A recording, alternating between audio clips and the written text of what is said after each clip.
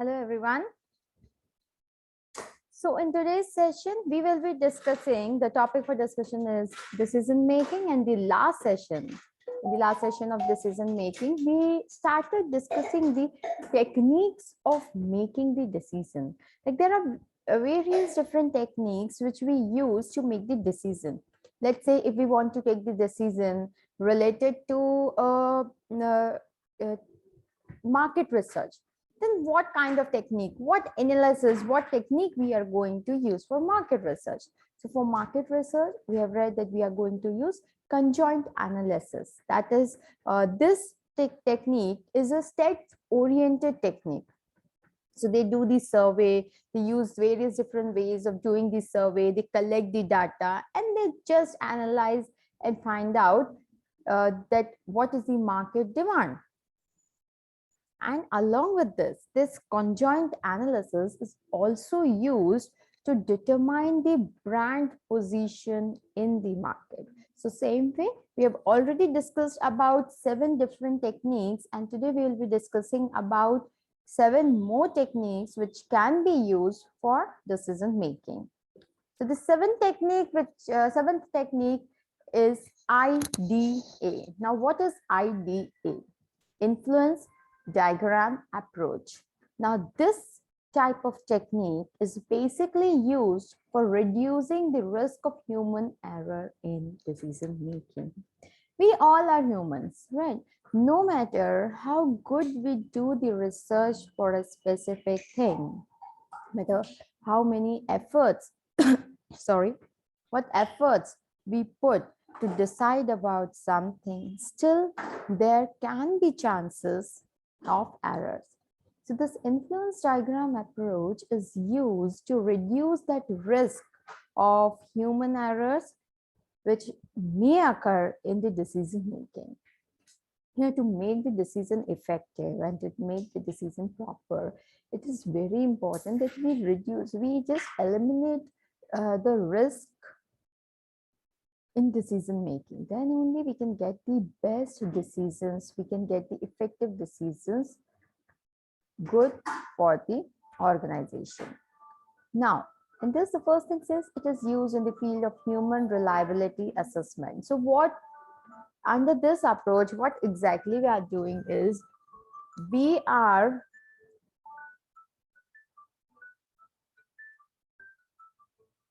checking the reliability of the human assessment. Like humans have found out some way, right? They have worked out, they have found out that what is the best way of solving the problem. Now we are checking that accessibility. We are checking whether the solution which they have bought is reliable or not. So decision making sometimes depend greatly on the people involved and their level of reliability. Yes, see, decision making is something which is dependent on the people who are involved in the decision making, because how they are deciding the things. They are using their knowledge, they are using their skills, and then finally they are deciding the things, right? So it is something which depends greatly on the people. Greatly means almost, you can say almost 80% of the thing is dependent on the people who are involved in decision making and their level of reliability, how much we can rely on them. In some projects, the reliability of the team can make or break a situation.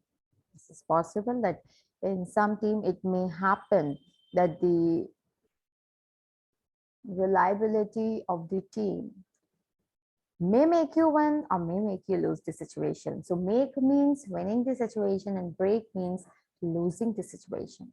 So an influence diagram can provide a visual aid to determine how human error might influence a decision or project and how much that might affect the outcome. So by using this approach of influencing diagram, you can find out the human approach which are influencing the decision. You know, always the decisions and things are being influenced by the human approach, right? Whatever we think, whatever we believe, on basis of that, the approach is, our decision is being influenced. So it will help us to determine how many human errors might influence a decision, and how much that might affect those errors, how they are going to affect the outcome of that decision. So basically it will tell us the errors which are happening or which might happen once we get the outcome. So it shows us the visual diagram of those errors and help us to eliminate those errors to make an effective and efficient decision. Next, it is multiple criteria decision analysis. Making business decisions that reach a compromise between logical analysis and intuitions. Logical analysis, logically thinking, okay, this is possible, this is not possible. Intuitions are, we are getting some good vibes from inside that this may happen or this may not happen, or this is good for our organization, we should go with this, but we do not have any logical analysis for that thing. Many times what happens is, we get some intuitions, but we do not have any logical analysis. Like, we do not have the logical proof whether that is going to be successful or not. So how we are going to find out that thing, right? How we are going to decide that whether the decision is good or not? Because that decision we are taking on basis of the intuitions which we are getting from within. So this approach allows the business to assess and evaluate various options against a set of defined business criteria. So now, under this approach, what we will do, we are going to assess and evaluate the various options against a set of defined business criteria. We have some defined business criteria that consist of 5 steps. It involves 5 steps in that business criteria. So it will help us to evaluate those all the options which we are getting from intuitions and which are the logically analyzed decisions, or logically analyzed options. So we are going to evaluate them on basis of those 5 business criteria. Now, what are they? That basically involves 5 steps. The first step is specify the context. What is the context? For which problem we are finding the solutions? Okay, what is the problem which we are facing? For what we are trying to take a decision, we are going through the decision making process. What is that? First, you need to specify the context. Until and unless you do not specify the context, how you are going to find out the alternatives, right? Before finding the alternatives, you must know that what is the problem. For what I am going to find the alternatives.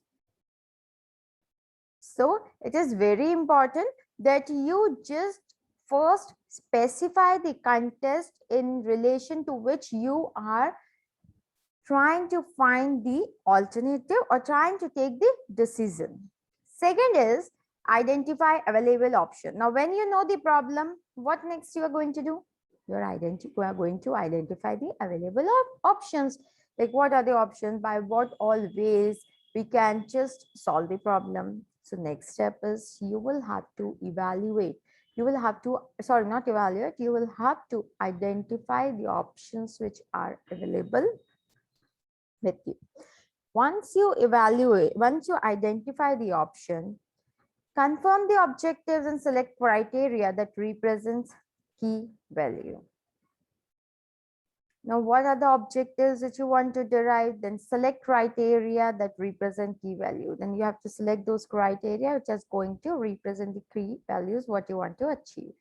Measure each of the criteria in order to figure out their relative importance. Now, when you have identified the criteria, now what you need to do is you have to measure each criteria. When we are finding out multiple options, what next we have to do? We have to measure each and every criteria. to figure out their relative importance, to find out how important those criteria are. Right? It is very important to evaluate that. And for evaluating, you will have to measure each criteria. Once you measure each criteria, calculate the difference value of averaging out scores and weighting. Now you have to calculate the averaging out scores, like what are the scores you are giving as per the evaluation you have done for each criteria, how important, what is the relative importance you are getting from the options you have selected, and on basis of this you find the best option. So these are the 5 steps by which you evaluate the options which you have on basis of the logical analysis and on basis of the intuitions. The next one is 9th is multi-voting. Making fair and balanced group decision. What do you mean by multi-voting?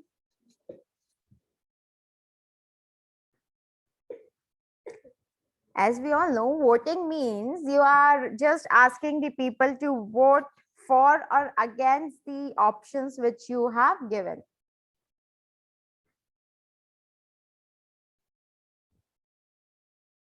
Right? You are asking them to go for or against all the options which you have given. You know, it is very good way of weeding out the lower priority options.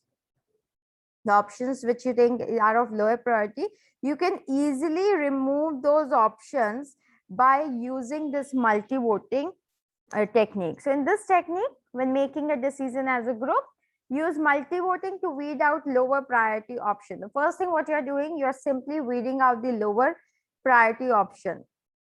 That okay, these are the lower priority option. Who decide those lower priority option? It's you who are deciding. It's a group of people. You know, when group of people are working together, the best way to find out the solution, to come to a decision, is going with the voting. So what did you do? You just have allow the people to give their vote, and once the voting is done, you will get to know that these are the options which are of lower priority, which most of the people are not liking. You simply eliminate those points. Next, multi-voting can be as simple as giving each member of the group a list of ideas and telling them they can only vote for the 3 ideas they consider most important or beneficial. So now the other way is, see, putting one option. There are many ways by which you can ask them to vote. There are many different ways. So the first way which you can use for voting is, the first way is you can give them the list of ideas. Let's say you have got 10 different ideas. Just give them the list of all those 10 different ideas. Now, once you give them the list of all those 10 different ideas, you ask them to vote for only top 3 ideas which they consider is good. Now, as per their knowledge, as per their understanding, they are going to vote for only top 3 ideas. They cannot select one idea, they cannot go for 5 ideas. So they'll select top 3 ideas. Now, why this we are using this top 3 idea approaches? You know what will happen? It will make the work easier. You'll see that if one option, there is an option which has been selected by each and every person, no matter whether it is top 1, top 2, top 3, but in top 3, that option is there. So we'll get to know that yes, this is the best option which we should take. Why? Because every person, irrespective of the ranking they are giving, like top 1, top 2, top 3, all the people agree that yes, this is one of the best option which we can adopt and we can implement to solve our problem. So again, by this way, it will help you to get the best point, best option which you have available for solving the problem. So telling of the votes to determine which options are deemed most important by the group. So you're just determining. Another way is, that is a bit lengthy way where you can just put one idea in front of the people, ask them to vote like this. You can go for all 10 methods. But here you won't know that what idea is more effective. Like on basis of percentage only you'll know. But let's say when you are going with the second idea where you are asking them top three choice, you will know that which is that idea which is liked by almost 80 to 90% of the people involved in the group discussion. So that is the next technique which you can use to take the decision, that is multi-voting. Then comes this pro-con techniques. Pro-con, what does that mean? So here you are basically comparing two things. Like we go to the, let's take the example of when we are going out to buy the clothes, a very small example, day-to-day example. So what do? We select two things, two or three or four options, and then we compare them. We'll say, okay, this is good in this, but here this is the problem. This is good in this is the problem. So what we do, we just try to find the pros and cons of each and every cloth which we have selected, right? Same way, when you are making the decision, you just compare two options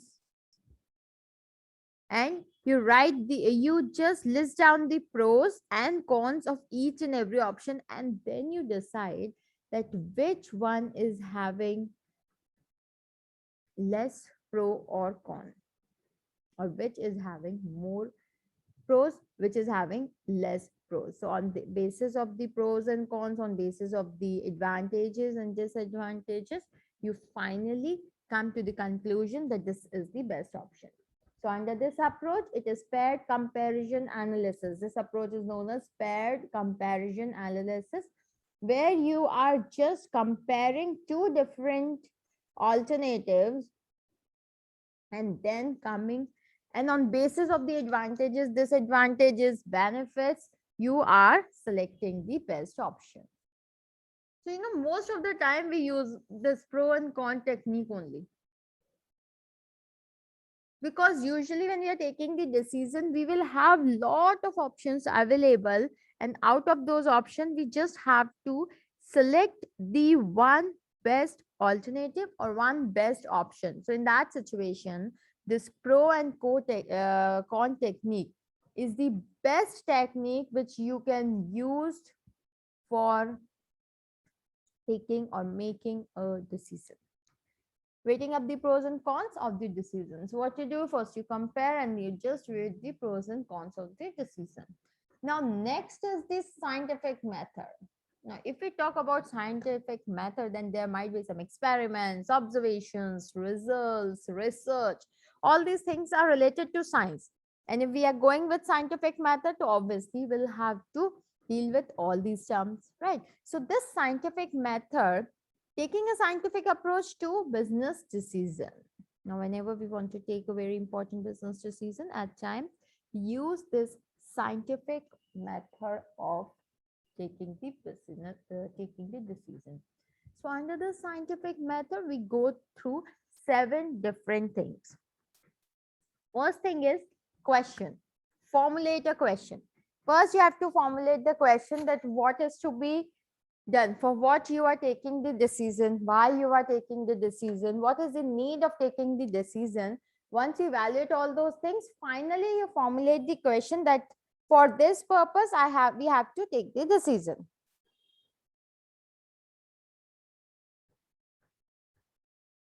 So what you did, you have simply formulated a question.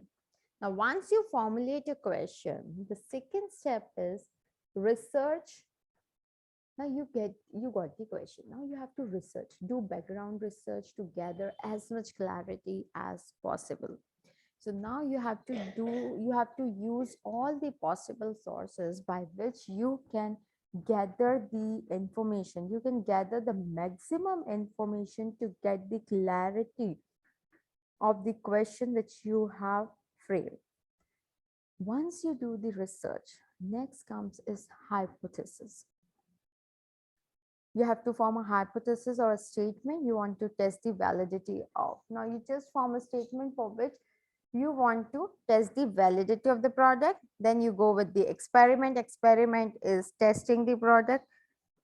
Once you test the product, you go with the observation. Observation is basically the collection of data from the experiment. Now you're collecting the data. Once you collect the data, formulate result based on the data you have collected and determine the validity of your hypothesis. A very small example of this is when we go to blood test or go for blood test. What is the first thing we do? We just formulate the question like why we want to have the blood test, right? We just find out that okay, to check this disease to clarify whether we are having this disease or not. That is what we are doing. We are doing the research. If we think that yes, other symptoms are related to that, we go with the hypothesis. Like based on the research, we just decide which test is to be done. We get the test done. We collect the results on basis of the we collect the observation. On basis of the observation collected, we declare the result and we take the necessary measures. So same way here, you are just formulating a question, you're doing the background research work by gathering the maximum information you can gather to solve to get the clarity about that question. Based on your research, you just form a statement for which you want to check the validity. You just test that thing, you collect the data from the experiment, formulate result based on the data collected, and then determine the validity of your hypothesis. So this is the scientific technique of making the decision in the organization. So, every technique which we are using will be suitable for some specific roles only. Let's say you are just taking the decision related to the, you're taking the decision of bringing some new policy in the organization. Okay. The policy is related is for the benefit of the employees, like giving them some extra flexibility. You cannot go with scientific approach of doing that. Right.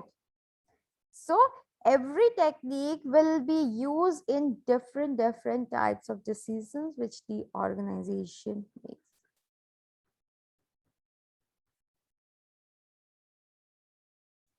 Next technique is command method. Decision making is an executive power and taken by the central authority. So here command method means the person who is having the command, that is a central authority. He says that it is an executive power and it is taken by the central authority only. They are not involving anyone. So doesn't necessarily involve the opinion of other stakeholders. Now here they are not considering the opinion of other people. They are not asking the opinion, suggestions of other person, and this method ignores alternative options or opinion. Just think, if you are giving the whole authority and responsibility to the central authority to take the decision, to make the decision, do you think they will be able to get so many different options, alternatives for the problem? So when we are going with this command method, where it says that the authority lies in the hand of the central authoritative persons only, because it is the executive power which is being practiced by them. So in this case, they avoid the opinion of the stakeholders, they avoid the opinion of the employees, they avoid the opinion of other people. And with this, it leads to ignorance of alternative options or opinions. The alternative options, opinions, all these things are ignored when we are going with the command method, because more the people involved in the discussion, more are the chances that you will get more suggestions, right? You'll get more suggestions, you will get more different alternatives to solve the problem. So that is the reason we say that under the command reason, it ignores the alternative because only the central authority is taking the is exercising his executive power to take the decision. But yes, at some point of time, it is fastest and clearest decision making process as it does not involve conflict and decision with other people. So here it is also said that this is one of the best method which can be adopted if you want to take the quick and fast decision. Let's say at the time of urgency, in emergency situation, this is the best technique which the organization adopts and organization should adopt to take the decision, because if you are involving people during the time of crisis, it is going to unnecessary bring conflicts, it is going to stress the decision, and it may take longer time to decide on the things if we go with other techniques. So at times of crisis, at times of emergency, this command method is one of the best method to be used for decision making. It is best suitable at the time of emergency. That's what I said. Emergency is crisis situation. It is the best method which should be used. But for other time, like if you're taking the decision related to the new marketing opportunities, new opportunities in the market, expansion of the business, at that point of time, this command method is not a good approach. So depending upon the situation for which you are taking the decision, you have to decide that which method, which technique of decision making you are going to use. The next one is consultation. It's used for taking long-term decisions.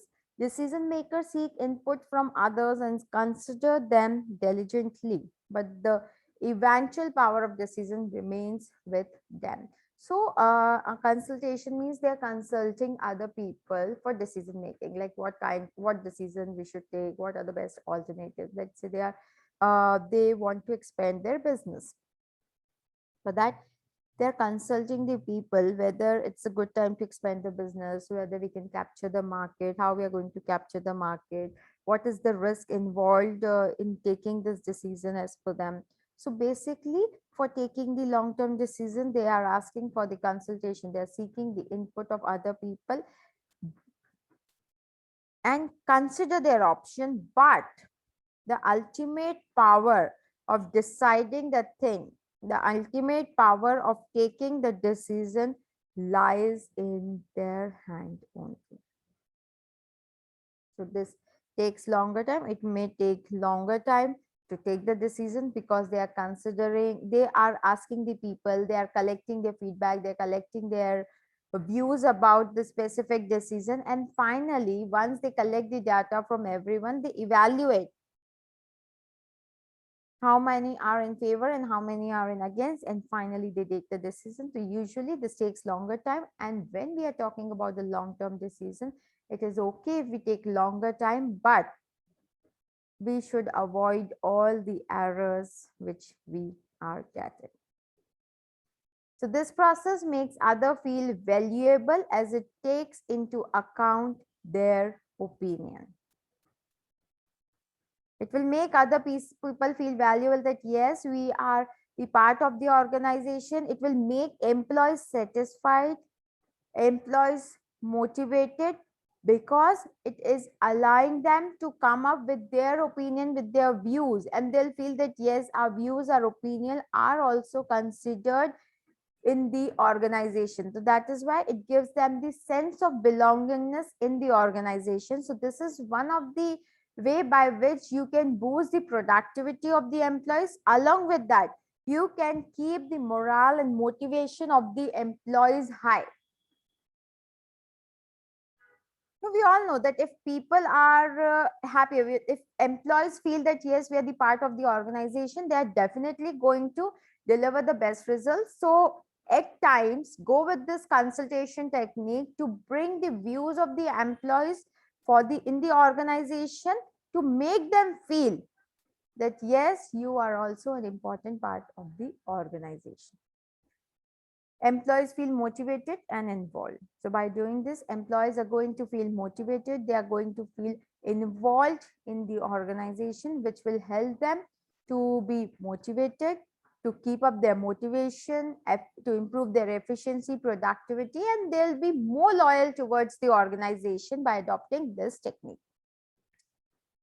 Next comes is the voting. Available options are brought to the notice of all group members and each action is deliberated upon. So you have done everything. You have evaluated everything. You have found out the pros and cons of everything. So now you go with the voting option. All the available options are being brought to the group. You tell them all the available options which you have.